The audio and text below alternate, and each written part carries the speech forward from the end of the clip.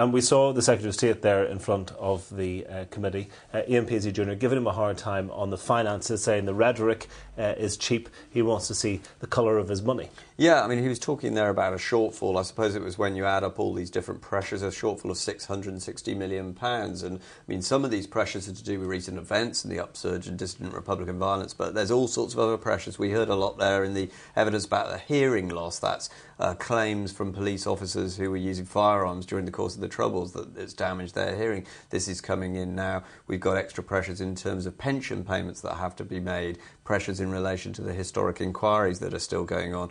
So essentially Ian Paisley Jr. is saying it's all right to say you support the PSNI to the hilt in facing up to the challenges, and you think that the best way to meet the current dissident threat is to complete devolution by handing it over to us, but what about this cash? And you will have noticed that Shaun Woodward managed to talk for a very long time after being asked that question without giving any promise whatsoever in terms of the cash, and that's because to some extent he has an arm behind his back, and that is he's got to negotiate with the Treasury about all of this. And he mentioned this Hayward committee that obviously comprises civil servants from different areas. I think he said Downing Street, the Treasury, Northern Ireland. They obviously have that onerous task of trying to work out the finances. Yeah, and he talked about the 6th of May, I think, as one potential date there in terms of working out kind of what is on offer. I suppose the local politicians here could say, well, look, if you don't offer us enough to take this, then we simply won't take it. And that is the kind of argument you get increasingly from DUP figures. I think Sinn Féin figures